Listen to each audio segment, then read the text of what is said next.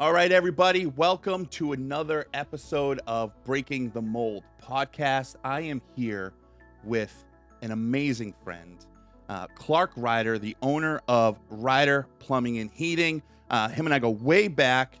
I take all glory for his success because I've managed him in the past. I have molded him to the man he is today. I'm sure we were going to talk about that at some point, but I just wanted to throw it out there just to get it past and move on from there. But welcome, Clarke. Thank you for joining. Tell us a little bit about yourself, buddy. Man, thank you so much for having me. First of all, first thing I was going to say, right off the bat, without any any further delay, this studio looks incredible. Like, Yeah. I'm legit, you've mentioned, I've known you for a while. Yes, sir. So proud of you and how this studio turned out. Like, thanks, dude, man. I've seen Appreciate this basement with holes in the ceiling because I may have had to make some holes to Yes. fix some pipes. Leaky pipes. But this whole studio, I mean, you guys can't see all of it. I'm sure you could have seen his studio tour that you did Yeah. a while ago. Yeah. But this studio looks fantastic. I appreciate it's that, man. Very high quality. A lot of hard work, a lot of elbow grease. Good thing I have friends that are handy as well. Yep. Yeah, it's been awesome, man. It's been awesome. So I just wanted to say that. Thank you. Appreciate right that. off the bat. Appreciate And then as far as me, what do you want to know about me? Well, let's start off I'm with just a plumber. you're I'm just a plumber. You're more than a plumber. You're more than a plumber. Tell us kind of why did you want to get into the plumbing field and stuff like that? Like what inspired you to play in poo? Yeah, so that's great. So I've always joked with customers. I've always told them, because a lot of people ask that, because plumbing is not the most glamorous field to be in, or the most. Yeah. Sometimes it feels like you say, "Oh, why do you want to be a trash guy?" It's like, oh, that's not really all that nice. But I've always told customers I just have a passion for toilets, and I have since I was very young. You know. Is that real? No, that's not real. No, that's not real. But I don't know. I didn't really know what I wanted to do in high school at all. I was thinking something business, something sports. Not a lot of people do. Pretty much what all guys are like, oh, I'll do something with sports and maybe I'll be a business owner too. Like, just no idea what I was going to do. And so I ended up trying a trade school with a friend of mine, and we did a plumbing course. And I was soldering pipes and putting PVC together, and I was just like, wow, I love this. Like, this is, I could see myself doing this for a longer period of time. So I just kind of continued to commit to that. I was given a great opportunity by the owner of Paradigm Plumbing and Heating out of Hooksett, and he let me come on with no experience. I knew absolutely nothing. He went out on a limb with me, and it just ended up being a really good move for me, and I just stuck with it, and I've just really enjoyed it Yeah. ever since then. I feel like with me being in the trades as well, right? It's hard to find, especially even now, right? It's really hard to find a company that's willing to take on a 100% just starting school green apprentice, unless it's a family member.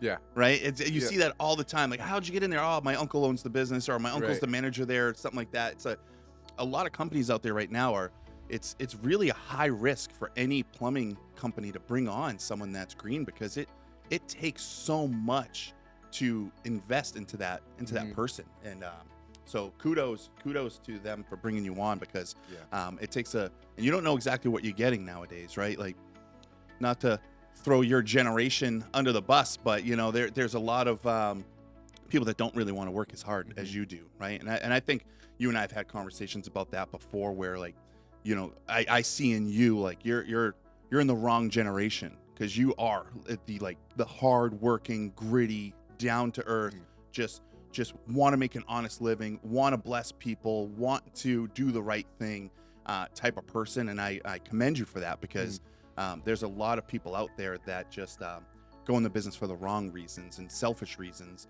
And I know that you went into business for the right ones, because I've been blessed enough to see your journey from beginning to here, again, because I completely molded him to the person he is. But yeah, so when you go through your apprenticeship, you work for some great companies, you get ready to start your own business. What kind of motivated you to be like, all right, I don't want to work for somebody, I want to start a business, and I want to be the person people work for? Yeah. So my thought process has basically It's a couple things, but the main thing is that you can't tell on camera, but I'm 6'5". I think they can tell. I'm a big boy. I'm also pretty beefy too. I'm a big beefy boy. Jacked. And I no, I'm a little worried about my back, literally. So I'm 6'5". If you're a taller person, you're going to have back problems. Yeah. You take that and you combine it with plumbing, which a lot of plumbers have back problems, knee problems, all that sort of stuff.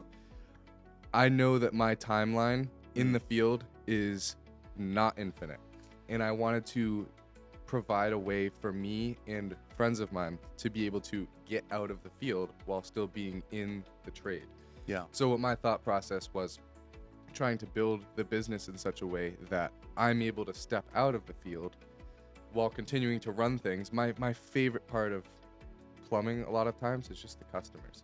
Yeah. And conversations, solving problems for them, going through pricing with them, just being able to provide answers to the questions that they have, and setting guys up for jobs. I enjoy that so much, and it's so much easier on my body. So that was my thought process. I want to be able to at some point walk a daughter down the aisle, or be able to play with grandkids and not just be in so much pain and destroyed with arthritis and all that stuff. So yeah, that's a real concern for sure, because a lot of people, I think there's so many stereotypes for plumbers, right? You think of plumbers, you think of plumber's crack. Yep. Instantly you think overweight, middle-aged, balding man with a plumber's crack. I don't know if anyone else does, but that's what I envisioned when I think of plumbers. It's a great stereotype. Yeah, for sure. And I started my business to break stereotypes and stuff like that, right? And that's what I'm passionate about. But I think you have done such a great job with bringing that professionalism into the trades, where a lot of companies are now seeing, like, you have to do this. It's not about just going in and turning wrenches. Like, there's a customer service aspect to this job now, where the old timers in the industry, unfortunately, are kind of like, they're getting ready to retire. They're getting ready to wean out and stuff like that. And there's a new breed of plumbers and HVAC technicians, electricians, anyone in the trades that are coming in to kind of pick up the reins and go with it. But they have another generation to deal with, right? They're not dealing with the old time generations that just want a plumber to come in, turn a wrench, charge $20 and or a 6-pack of beer and get out of there, right? Like, there's so much customer service now, I think, in the plumbing and heating industry that wasn't there 10, 20 years ago. Right. And I think that's just because of the generation and the times and the like software and everything's changing, different materials, different types of equipment is changing and stuff like that too. So there's just a different breed, and you do it so well. And when I was managing you, it was very, very evident that you were treating customers with respect. Your communication was great. Your quality of work was impeccable, because you were that type of person that people would call in and be like, can Clarke come back out to my house? I only want Clarke. Clarke's my guy now. I only want Clarke to come out. So you build such solid relationships with your customers because you treat them in a different manner. You're excited to help. You're eager to help. And you go out there and you just want to provide a perfect service from beginning to end, not just a perfect outcome that the plumbing problem's fixed, but you want to provide a perfect solution and experience for that person. So I know, you started your business, and By the way, do you want me to Venmo you before or after the podcast for all those awesome compliments? You already pay me a monthly retainer. That's true. So yeah, I mean, but this is one of the reasons why I love working with you. I love going out to your job sites and hanging out with you and Jordan, and it's been an absolute blessing to call you my friend and to work with you, and it's really exciting because I do see something different with you and your customers than I've seen with other people. The relationship that you build is amazing. So kudos to you. You started your business, and you started a year and a half ago, and your 3 main values are communication, quality, and respect. Let's talk about the respect aspect of that. Why is respect one of your top values in your business? Yeah, I think it's something that a lot of, probably from a customer standpoint, they don't feel like they've had respect with people in the past, or you get some plumber that comes in and just does all this work, and then you get a price afterwards, and you're like, what the heck? I had no idea. I asked what I should be expecting for price, and they're like, oh, I don't know, probably over $400. Then you get like a $900 bill, and you're like, well, yes, it's over $400, but I didn't know it was gonna be that much more. So I think respect, there's a few aspects of it. One is just respecting the customer enough to be able to provide them with upfront pricing. Everything is crystal clear. Yeah. From the way you are scheduled to when we are pulling up to the job. You get a text when we're on our way. When we are actually showing up to do the work, you're getting a price before we actually turn a wrench. And it's free. It's not. There's no, hey, it's going to be $150 for us to come out, and then we'll tell you what's wrong, and then it'll be a fee on top of that. Yeah. If you say no, we'll leave. Because there's no part, we don't want to be working for somebody who feels like they're being had or getting taken advantage of. No part of that. If somebody feels uncomfortable with pricing, get other quotes. It's completely okay. We want you to feel comfortable. So that's a big part of the respect aspect of it. And then the other part that I found big, and I remember a lot with you, there's an easy opportunity with working in people's houses and working for all sorts of different people. Some are great, some are not. And so there's the opportunity when you get back from all of that to just vent about it and just be like, oh my word, Mrs. Smith, her house was XYZ, all these things wrong. This is what's weird about her, all this stuff.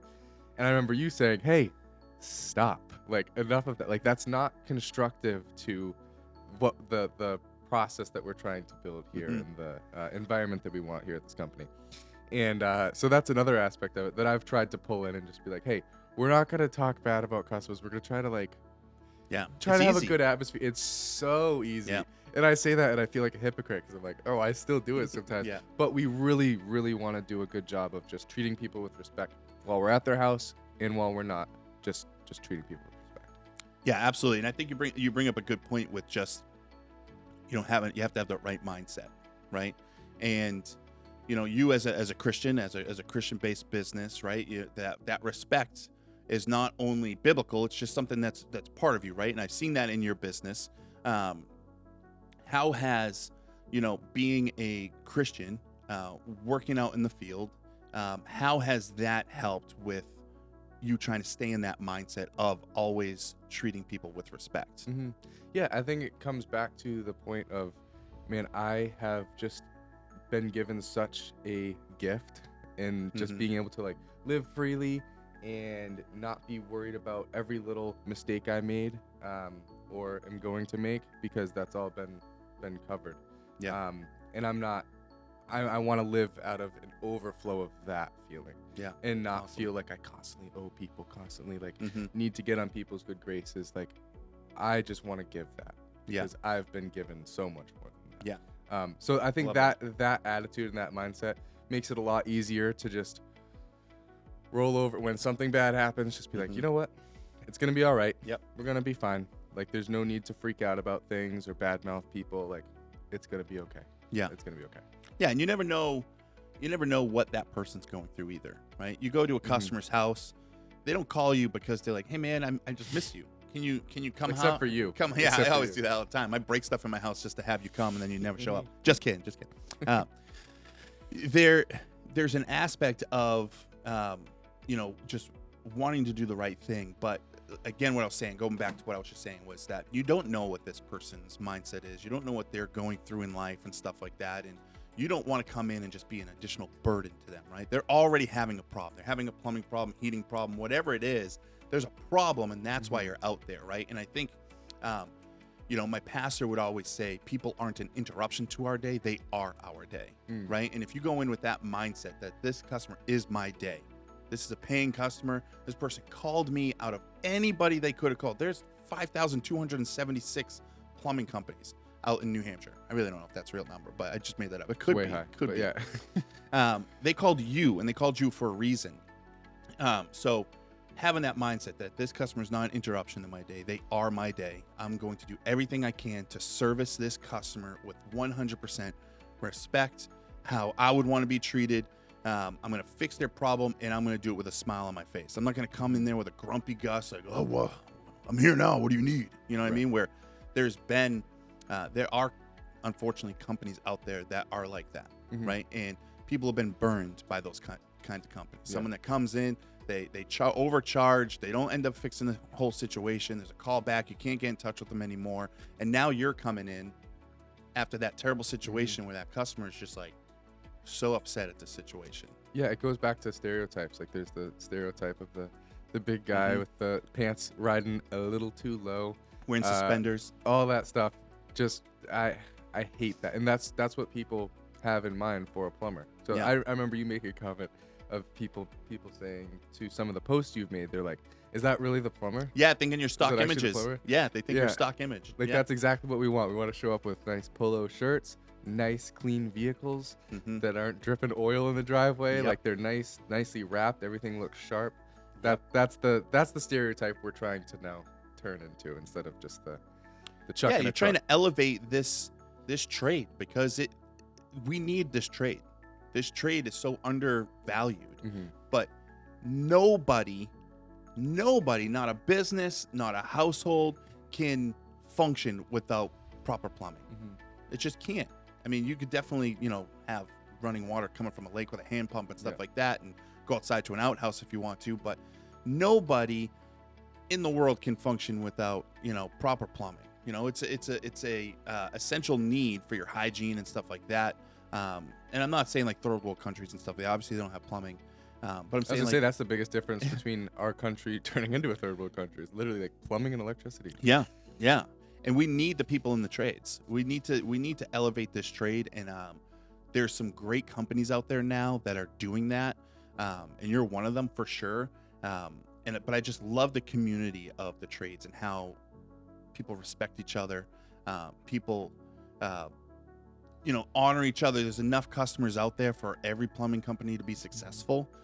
There's some massive plumbing companies out there, but there's enough, right? You don't have to always be in so much competition where you really need the trades to come together and just service customers and people.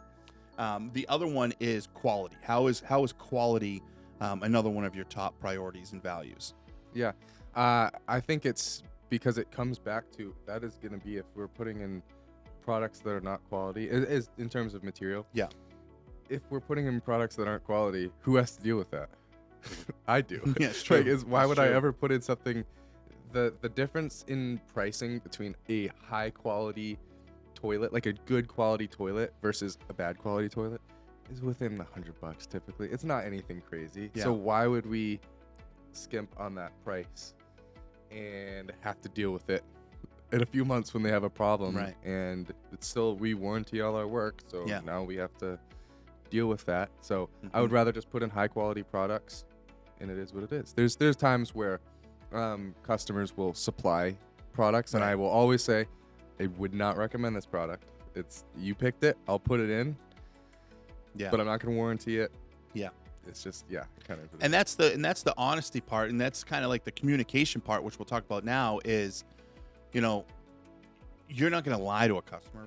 You're not going to say, yeah, this is a fantastic product. Yeah, absolutely. We'll install it for you just to get in the door, right? So you're being honest. You're being upfront with the client. Being, listen, I've seen issues with this product. I've seen problems with this product. If it's customer supplied, I can't necessarily warranty the product itself.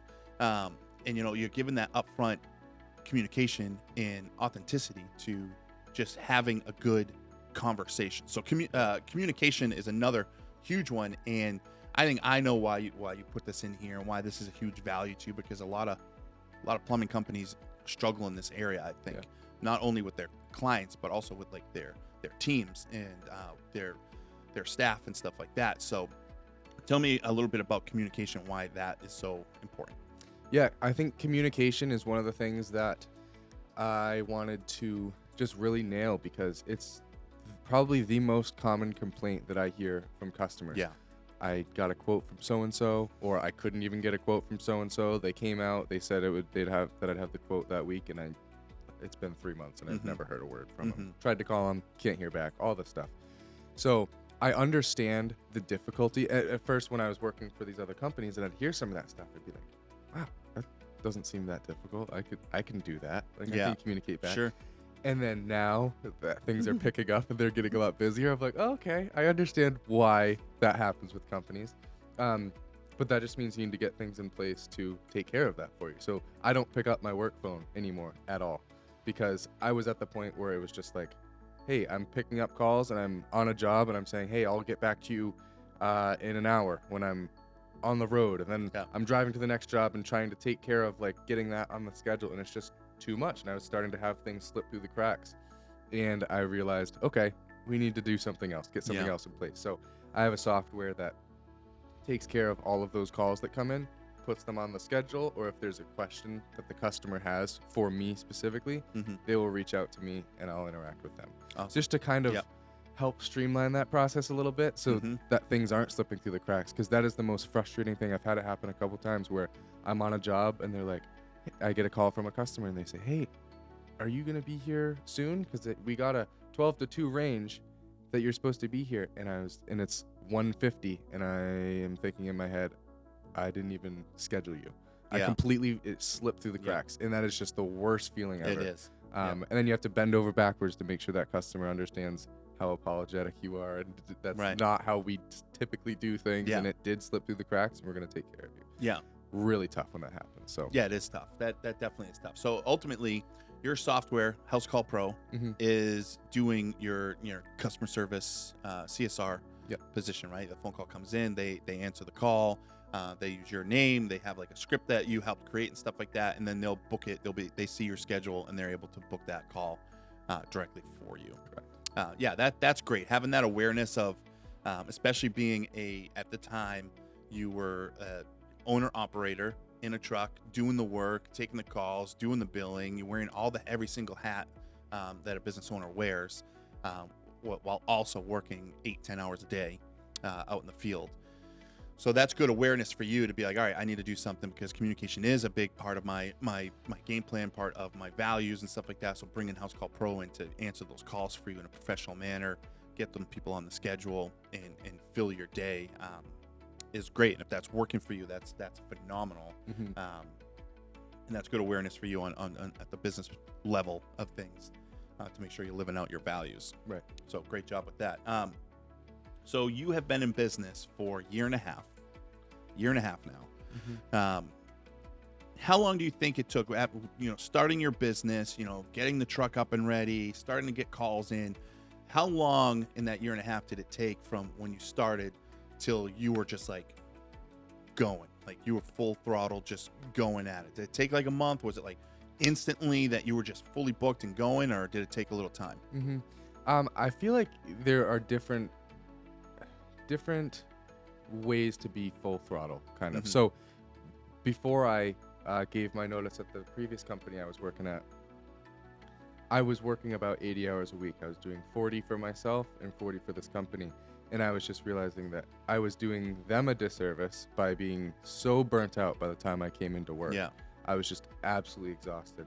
And then on the other side of things, when I would show up to my customers after 4 o'clock, I was dead and my brain was not there. I was just exhausted. I mean, the telltale sign for me is when this facial hair starts to grow out and my hair up top gets really long. It's like, all right, we need to relax. Reel it in. We need to chill out a little bit. So in that aspect of talking about it, I mean, I hit the ground running, was right at 40 hours right off the bat when I started. Awesome. And it was the easiest thing in the world because I didn't have to do another 40 for somebody else.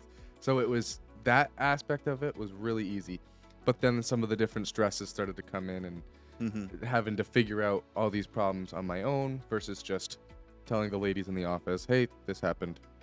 This isn't my problem anymore. Yeah. Just so you know. Yeah. Exactly. Help me figure this out. Call the customer. Right. Schedule this. So that kind of, in that aspect of things, I hit the ground running pretty fast.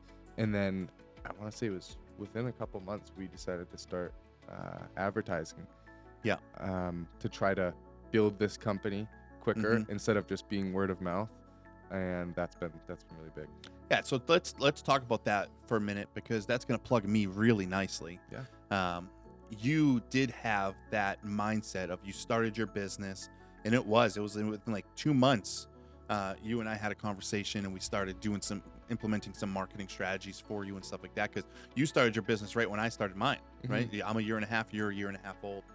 So you were, I think, my second client bringing on board. Yeah. And, what kind of made you, because there's a lot of people out there that start a new business. I have these conversations on a daily basis where I'm reaching out to newer companies because I have that heart for startups, people that are like one truck operations, and I want to help them grow and see them succeed.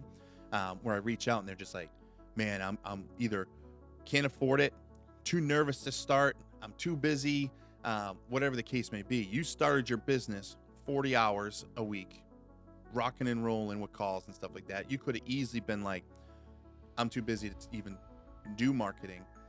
Or you could have even been like, I really can't afford it right now because I just started up this business. What kind of gave you the mindset of just being like, no, this is important. I'm going to market this business, and I'm going to start now, opposed to starting it a year from now? What kind of gave you that mindset to be like, it's important to market? Yeah, I think the same mindset that I've had with my body, and the fact that that's going to fail at some point, and what can I do to keep that from happening? Just trying not to be nearsighted and looking towards the future. If I if I want to have X amount of trucks, and I want to not just be the one guy working this company until I retire, something has to happen, because word of mouth isn't going to do that. And maybe that's the difference between me and thinking about somebody who might be in that position, is thinking about retirement probably way earlier.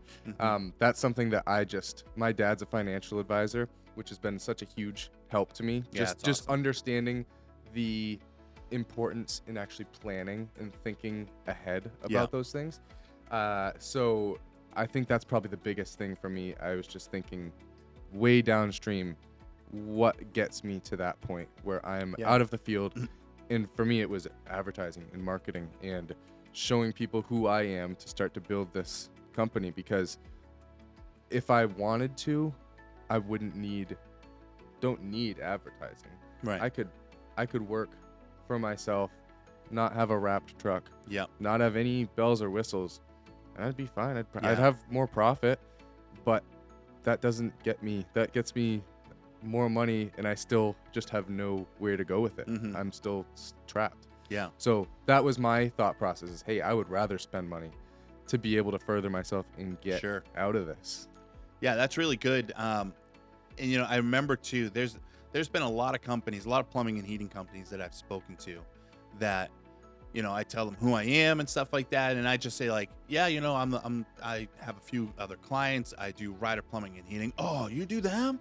Oh, they're a huge establishment, huh? Wow, they're booming right now. I'm like, actually, no, it's just Clarke in a truck at the time. And they're like, what? Like, he markets like he's a 10 truck operation, right? And I have gotten those comments like, oh, that's not Clarke though, right? That's those stock images that you're using and stuff like that. And I'm like, no, that's really him. He's the only one taking calls right now, so he's the only one I can take pictures of. So people are seeing what you're doing, and they're impressed with it. They're sure impressed with it. Yeah, very quick little story on that. Jordan and I were on Jordan's my heating AC journeyman plumber. Like, this guy's awesome. Really good friend of mine. He's going to be in my wedding. Same values that you have. Yes. He does such a great job. Like, couldn't be more happy with this guy. And he and I were working on a job in Brookline, New Hampshire. And there's a big company based in Brookline, I believe, who pulled up to the job as well, because they were doing a different aspect of work at the house. And they saw the license plate, and they saw Ryder 1 and Ryder 2, and they were like, oh, wow, you guys have the first 2 trucks in the fleet, huh? Like, you guys are everywhere. And I was like, yeah, just the first 2. That's it. And they're like, how many trucks do you guys have? I was like, oh, just the 2. That's it. That's hilarious. Blew their minds. That's hilarious. It was great. Yeah, there's so many people I talk to going out on other job sites and stuff like that. They're like, hey, do you do Ryder Plumbing and Heating? I'm like, yeah. And they'll just be like, man, they're everywhere. They're I see their trucks everywhere. And Which is funny, because we're literally not. You have 2 trucks now.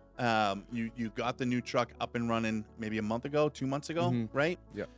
So for the longest time, for the first year in 3 months you were running just one truck, but people were like, Right. I see the trucks everywhere. Yeah. I'm like, you do? Really? Wow. That's great. amazing. Well, That's that amazing. was the thought process. I remember talking about it very early on. I was like, I want this vehicle to look like one of 100. Yeah. Like, I want it to look streamlined. I want it to Yeah. look like it's Yeah, so bigger. you really went all in on your marketing strategy, because I know you use me for your social media stuff. You have a team that works on your Google, your team that works on your SEO. You got a really professional website built, like right out of the gate, dude. Like right Yeah. out of the gate, where people wait like years to do what you're doing.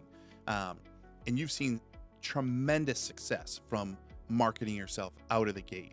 I really, truly feel like you're ahead of the game right now. You're like years ahead where you should be right now, which is phenomenal. You get company apparel, which I deliver. I get that stuff. You need any How nice is that? apparel, please let us know. Don't do that Nike hat. Surprised it's not a Patagonia hat. I know. Yeah. I know. I'm not sponsored yet. So I Not yet. I'll get you there. So you brand yourself well. You got your truck wrapped immediately. I don't think you had that thing running on the road until it was wrapped. Maybe to like It was like a week. Yeah, a week of calls. I remember when you got it and you brought it right over to my house and stuff like that to see it and stuff. Like, just amazing, just sick. And then the same thing with your second truck. You did not really want that on the road until it was wrapped. Like, you got it, and was it like the next day or the day after that? It was in the shop getting wrapped. Right. Right. And you bring it over to Scott at Fast Signs. Yes, they're awesome. That's where I got my Yep. the Mighty Mobile Yep. wrapped as well, because you recommended them. And yeah, phenomenal job. But you're doing such a good job branding yourself. You're doing such a good job marketing yourself. Where a lot of people a year and a half in probably aren't doing much marketing other than posting on Facebook once a week, twice a week, when they have a minute to post. Well, yeah, that's the thought process. Is if we want to compete with these bigger companies and be able to grow, we have to compete with them in all areas of Yeah. the field. Yeah.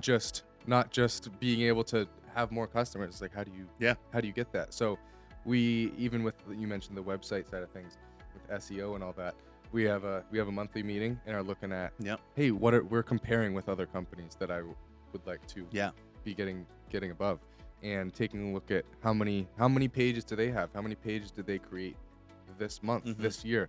How can we top that? How can we make more quality pages, not necessarily just content, because that doesn't necessarily help. There's so many things that go into Google's algorithm. So it really does. It really does. And I can't remember what the statistic is, but if you're not showing up on the first page of a search result, it's very rare anyone goes to the second or third page. If you're on the third page, just forget about it. Like, no one's gonna click that far in, right? It's that instant gratification reward, and you're also Google guaranteed, so you're showing up in that list as well. So yeah, there's a lot of stuff that you are doing and doing really well. So kind of just like a quick snapshot, you've been in business for a year and a half.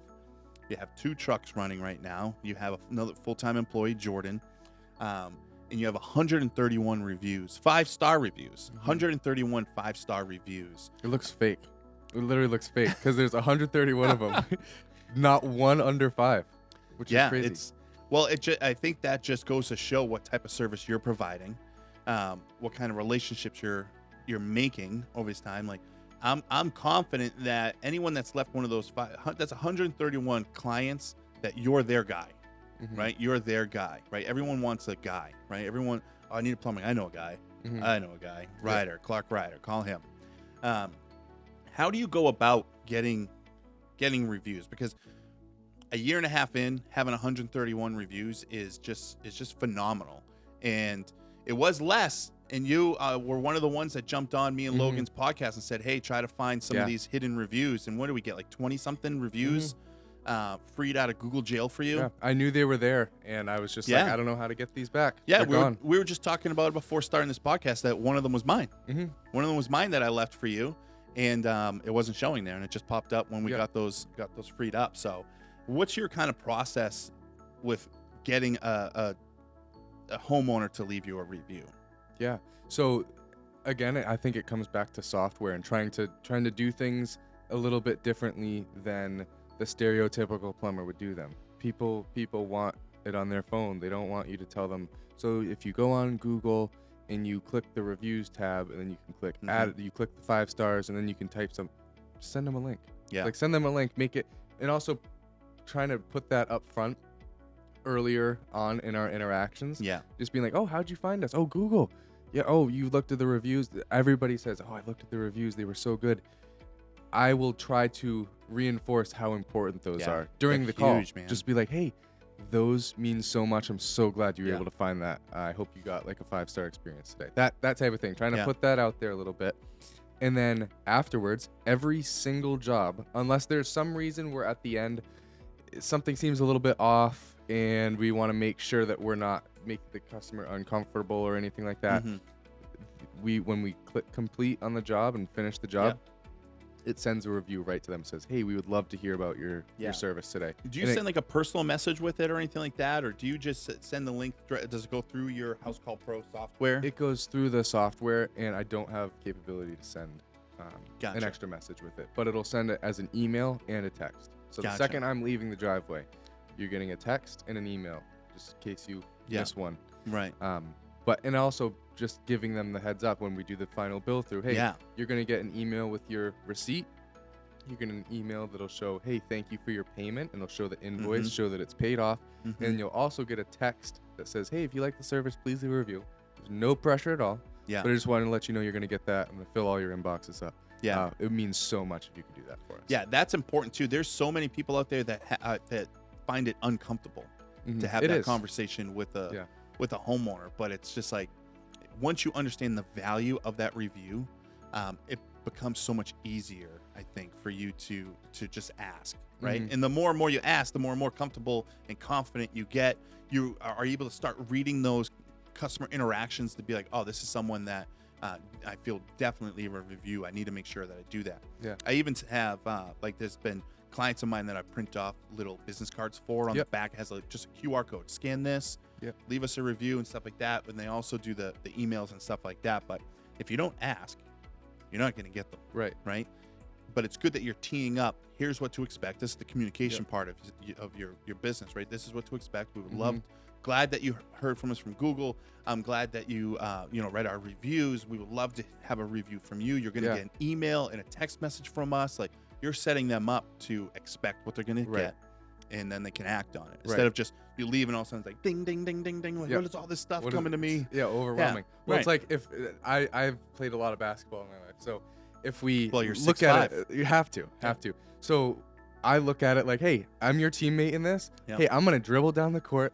I'm going to hold it right up next to the rim. You just have to tap it in. Just tap it in. Yeah. Just tap it in. Up. And it's easy. They're expecting it. It's not a lot of effort. You can literally just click 5 stars, post, done. You don't even have to say anything.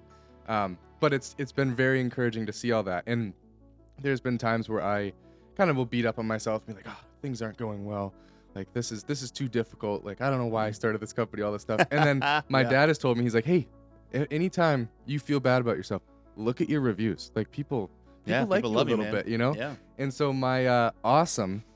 Is that why you cut them all out and tape them on your wall at home now? So let me tell you about this. So literally last week, my wonderful fiance, Emma, what's up, girl? Shout out to Emma. Beautiful Emma. She made me a present, which is very kind.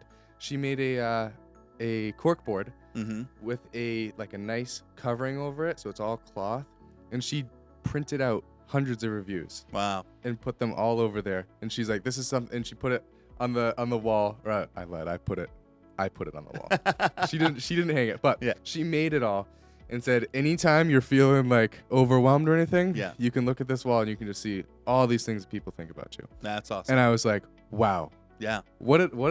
Thank you, Emma. That's so awesome. So you stand there hours a day. A day. It's a lot of reading. It's tough. It's tough. It's hard to keep up. There's some big words in there. It's really tricky.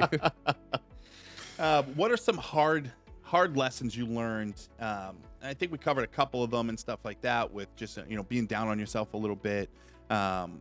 What are some hard lessons that you've learned that might help others avoid starting their own plumbing company? One really big thing is, for me, I didn't put a good value on a work to home life. Yeah. I didn't put a barrier between that. Sure. So I had all of my work stuff was all on my all on my personal phone. There was no real barrier. I had different numbers, but it was all on the same phone. Yep. And I found that it just became too much, and I was trying to sift through and find things for my friends, and then I'm scrolling through customers, and I'd be like, I'm all stressed about this. I need to figure this out. I didn't have a good barrier between work and life. So it's still something that I'm working on, but I think it's something that is so much better than it has been in the past. Yeah. It used to just be, I'll work whenever. Doesn't matter. Yeah. I'll always go out. I'll always take care of anything. Now I'm more at the point where I care so much more about my soon-to-be wife and my relationship with God and all these different things that just are a higher value than going and taking care of a leaking faucet on a Friday night. I don't care about that in comparison to my family and all that. Yeah, absolutely. It's so important to prioritize. And I think any business owner, because I've struggled with the same things, you know, that work-life balance is so hard. And that's almost like the benefit of why you want to start your own business, right? Like, oh man, I'm gonna have so much time, dude. I'm gonna be free all the time. I'm gonna be able to do what I want. I'm gonna be able to take off the middle of the day if I want to and spend time with my kids and whatever it is. Yeah, it's a quick slap in the face and be like, reality check, dude. You're really not going to have this much time unless you're super, super intentional. It's not just going to pop up, right? Because if you let work just overpower your life, it will. It will totally consume you. I posted on my personal Facebook page just the other day, like, my family's having a relaxed pajama day. How can I not just sit here and relax? Like, I have the hardest time just sitting down, watching a movie and be like, I can do this 2 hours. I can sit here and just watch this. I'm not gonna look at my phone. I'm not gonna pull up a work email. I'm not gonna do nothing. And like 3 minutes later, I'm like, it's so hard. And my wife's like, what are you doing? I'm like, nothing. She's like, you on work? I'm like, no. Oh my God, I'm texting you. I'm just checking stocks. Looking at the weather. Yeah, exactly. I'm planning a family vacation. Yes. No, man, it can be so easily, it can absorb your time and effort, and you know, prioritizing your relationship with the Lord, making sure that you're in the Word every day and stuff like that. Because what I feel like that's going to fuel you for the week, for the day, for the next hour, man. Like you jump in the Word, that's going to fuel you up to be a good husband. That's going to fuel you up to be a good father. It's going to fuel you up to be a good businessman, right? That's going to reinstate all of your values and why you started the business and stuff like that. And and God blesses you for that time, right? Like, so kudos to you for just, you know, realizing what you need to prioritize and stuff like that, because you are getting married next month. You are going to be starting a family, and you're going to have a lot of things on your plate. But the way you set yourself up with marketing yourself well, so you have work, you know, we all know that the dreaded winter season's coming for plumbing and heating, right? And I'm confident you're not going to have a slow season because of the way you marketing yourself. A lot of HVAC companies that aren't marketing right now, you need to, because come February, March, that's the dreaded downslide of calls and stuff like that. And now you have the responsibility of an employee to make sure that they have 40 hours, right? Making sure that you're taking care of your clients, you're taking care of your employees as well, while you're also taking care of your family. Right. So having those priorities in check are absolutely huge. What's your favorite thing about owning your own business? I mean, if I were saying this very early on, I would have said a little bit more flexibility. Jordan jokes with me sometimes because I do have to work late at night sometimes. Yeah, when you're figuring for sure. things out. Yeah. I'll be leaving a job site and telling him, hey, I'm gonna work on this quote, and I'll send him out. We'll see what happens. And he always jokes with me. He's like, dude, don't you make your own schedule? Why don't you just not do that? You could just do it another time. Just forget about it. So he gets it. He understands. So yeah. I do appreciate the ability to be able to have some flexibility in schedule. Yeah. I'm leaving this Friday for a bachelor trip with my cousin, all the guys that are going to be in my wedding. Yeah. And very excited to be able to do that and not have to ask a manager to take time off, because they'd probably decline it. I always decline it. Always decline mine. And I'm able to figure that stuff out. And also missions trip? Nope. Yeah, exactly. Yep. You remember that. So being able to do that, and also Jordan's coming with me on that bachelor trip. He has no work that day. He has one job in the morning and then off for the rest of the weekend. Right. And being able to do that stuff for myself and my friends Oh, it's awesome. That's Yeah. such a gift. It's important, and I think the important thing for customers to know as well is we're all humans. You know what I mean? We all need time. We all need to reset. We all need to for customers to just assume that you're a plumbing company, you should be here in an hour. Like, there's a lot of customers out there. There's a lot of things that require our time and effort and stuff like that. And your toilet in your 5-bathroom house that's not working right now isn't a priority right now. It can wait. It's okay as a business owner to say it can wait. Yeah. You can wait. It's all right. Everything's gonna be fine. I would say that's one of my biggest favorite things about working for myself is not having an on-call schedule. Had to do that at the last couple companies I was at, and it's a big thing that I know guys can't stand. Yeah. And so I've had opportunities where work comes in after hours, because it always does, and running it by Jordan. Hey, do you wanna make some extra money and go do this? If you do, great.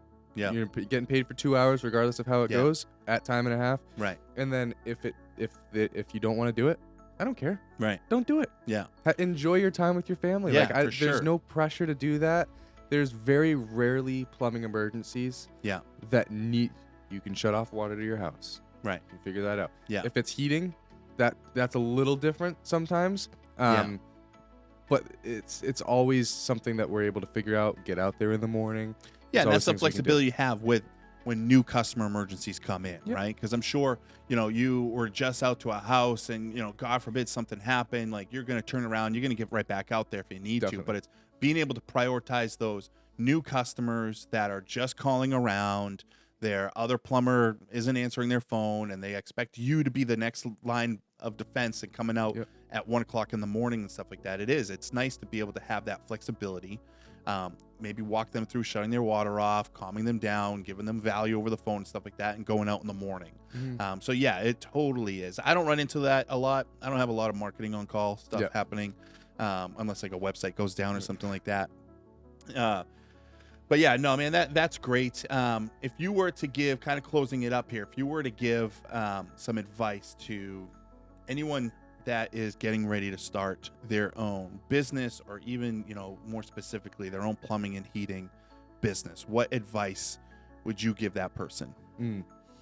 I think kind of what I said earlier. Just think about the future and where you want to be and what you need to do to get to that point. Because if you want to be 65 years old, going up and down people's steps, fixing their faucets and all that stuff, and you genuinely want to do that, do it. Yeah. Like, definitely do it. For me, that wasn't how I felt. Right.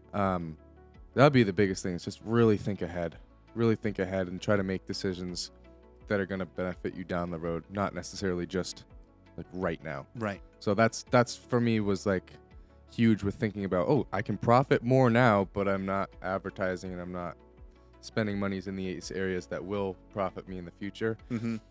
That's the biggest reason that I decided to do that. Yeah, no, that's great, man. Anything else you want to add, or anything that we may have not have covered that you want to tell the world? No, I don't think so. I think we're good. Awesome. Well, man, I appreciate you coming on board. Yeah. Thank you for coming in my little basement in Deerfield and talking about this podcast and jumping in and kind of telling us your story and stuff, man. I pray that God continues to bless your business, bless Jordan and his future family as well. You guys are doing a stellar job. Congratulations on the success of your business. And again, I really appreciate you coming on. And that's a wrap. God bless everybody. Thank you so much for tuning in. We will see you later on the Breaking the Mold podcast. God bless.